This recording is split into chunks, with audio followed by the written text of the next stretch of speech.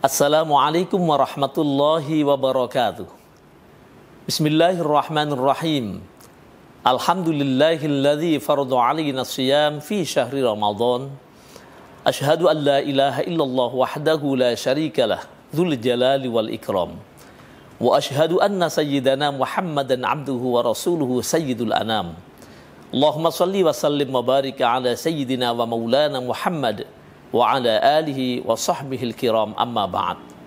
Saudara pemirsa UIN TV Mataram dan para pendengar sekalian dimanapun saja berada, alhamdulillah pada tahun ini kita masih diberikan oleh Allah Subhanahu wa Ta'ala kesempatan untuk bisa menjumpai bulan suci Ramadan. Mudah-mudahan Allah Subhanahu wa Ta'ala memberikan kekuatan kepada kita semua untuk senantiasa menjalankan amal ibadah saum pada tahun ini dengan baik, dan tentu harapan kita apa yang kita lakukan dapat diterima oleh Allah Subhanahu wa Ta'ala, dan semoga Allah selalu memberikan kesehatan kepada kita semua. Saudara pemirsa dan pendengar di mana saja berada, ibadah puasa rasanya tidak lengkap jika kita ini adalah tidak melaksanakan sahur. Karena sesungguhnya sahur itu ibarat memberikan sebuah kekuatan kepada setiap orang yang menjalankan ibadah puasa. Apalagi kita ini setiap hari makan 3 kali, pagi, siang, sore. Kalau misalkan pada saat melaksanakan ibadah puasa kemudian kita tidak melaksanakan sahur, maka tentu juga akan mengurangi kekuatan kita dalam beraktivitas, bahkan juga menyebabkan kita tidak kuat menjalankan ibadah pada saat siang hari.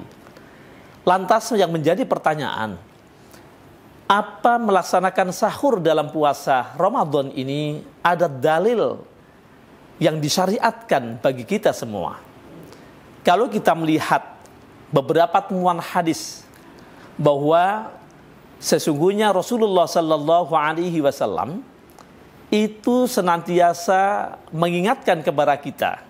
Dalam satu hadis misalnya yang diriwayatkan oleh Imam Ahmad, beliau menyatakan as-sahuru akluhu barokah, bahwa setiap makan yang kita makan, kita minum pada saat waktu sahur itu adalah ada keberkahan tersendiri.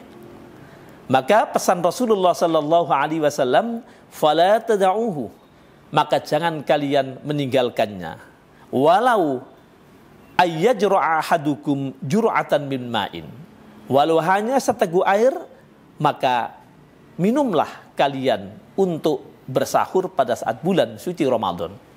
Bahkan dalam satu hadis yang lain yang disepakati oleh muttafaqun alaih, yaitu oleh Imam Bukhari, Imam Muslim, dan lain sebagainya. Dalam satu hadis dikatakan, tasahharu fa inna fis sahuri barokah. Sahurlah kalian, karena sesungguhnya dalam sahur itu ada keberkahan yang diberikan oleh Allah Subhanahu wa Ta'ala. Karena itu para pemirsa, para pendengar sekalian, dalam rangka untuk memberikan sebuah kekuatan ketika kita melaksanakan ibadah saum, maka jangan kita meninggalkan sahur itu, walaupun seolah-olah itu adalah tidak berguna, tapi sesungguhnya sahur itu memiliki manfaat keberkahan yang luar biasa. Karena itu hikmah yang bisa kita petik dari adanya perintah sahur ini, setidaknya yang pertama adalah ittiba'u sunnati rasuli, yaitu mengikuti daripada sunnah Rasulullah Sallallahu Alaihi Wasallam. Kemudian yang kedua, bahwa tentu ada liquwatil badan, untuk memberikan kekuatan badan kita. Bayangkan, andaikan kita melaksanakan puasa, kemudian pada saat tengah malam kita tidak sahur, kita tidak minum, pada saat akhir di tengah malam itu, maka bisa saja akan mempengaruhi aktivitas kita. Mungkin pada pagi hari kita lemas, kita haus, padahal banyak tugas-tugas yang kita kerjakan. Apakah kita sebagai seorang muslim bekerja di ladang, bekerja di pasar, bekerja di perkantoran, sebagai lembaga pendidikan, mendidik anak, kemudian juga mengajar di mahasiswa, tentu ini juga membutuhkan badan yang prima. Karena itu dengan adanya sahur itu, maka sudah barang tentu akan memberikan yaitu kekuatan bagi kita setiap beraktivitas. Itu adalah hikmah daripada kita bersahur pada bulan suci Ramadan. Kemudian yang ketiga juga, paling tidak liyahfadus siha. Untuk apa? Menjaga kesehatan kita. Ingat Nabi selalu mengatakan bahwa sumu tasihhu. Sumu tasihhu. Berpuasalah kalian pasti akan mendapatkan kesehatan dari Allah. Maka puasa ini juga betul-betul harus dijaga, karena sesungguhnya tidak hanya kita ini beribadah dari sisi ibadah kepada Allah mahdohnya saja, tetapi juga ibadah dalam sisi sosial, dalam sisi muamalah juga harus kita lakukan. Maka jangan pernah beralasan tidak mau bekerja, malas bekerja, hanya kita melakukan ibadah puasa. Maka ingat, sahur itu ada menjadi bagian yang sangat penting untuk memberikan kekuatan kita dalam beraktivitas di mana saja berada. Selanjutnya, para pendengar pemirsa sekalian yang dirahmati Allah Subhanahu wa taala, lantas apa ada doa-doa yang harus dibaca pada sahur? Kalau kita lihat dari penjelasan-penjelasan ulama, tidak ada satu kalimat, tidak ada satu kitab pun yang menjelaskan secara khusus doa tentang sahur ini. Yang jelas dalam satu hadis, Rasulullah sallallahu alaihi wasallam mengingatkan kepada kita, "Idza akal ahadukum falyadhkurismallah ta'ala azza wajal." Jika kalian ingin makan, maka sebutlah nama Allah Subhanahu wa taala.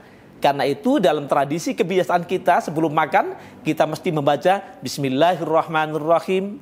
Ada juga yang mengatakan Allahumma barik lana fima rozaqtana wa qina adzabannar, dan seterusnya. Nah, tetapi ketika kita lupa, kata Nabi sallallahu alaihi wasallam, fa innasiya ayyadhkarasmallahu taala fi awwalihi.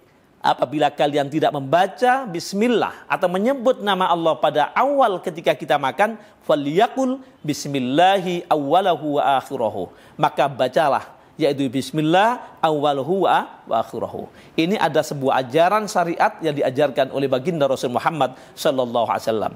Maka sungguh berbahagia pada saat kita melaksanakan ibadah puasa dan di tengah akhir malam atau waktu sahur itu kita banyak berzikir kepada Allah dan kita banyak melakukan taqarrub ilallah, maka sesungguhnya orang-orang inilah yang dikelompokkan oleh Allah sebagaimana dijelaskan dalam surah Ali Imran ayat yang ke-17. As-sabirina was-sadiqina wal-qanitina wal-munfiqina wal-mustaghfirina bil ashar. Orang-orang yang sabar, orang-orang yang benar, orang-orang yang selalu taat kepada Allah, dan orang yang menafkahkan sebagian rezeki yang diberikan oleh Allah, dan orang yang meminta ampun kepada Allah Subhanahu wa taala pada saat sahar atau pada saat pagi hari, maka insya Allah Allah akan memberikan kerahmatan kepada kita semua. Semoga dengan renungan singkat ini kita semua diberikan kekuatan oleh Allah untuk bisa melaksanakan ibadah saum pada tahun ini. Dan jangan lupa, walaupun itu sunnah, secara hukum dan sepakati oleh para ulama, ada sunnah yang dianjurkan. Sunnah itu dikerjakan dapat pahala, ditinggalkan tidak mendapatkan dosa.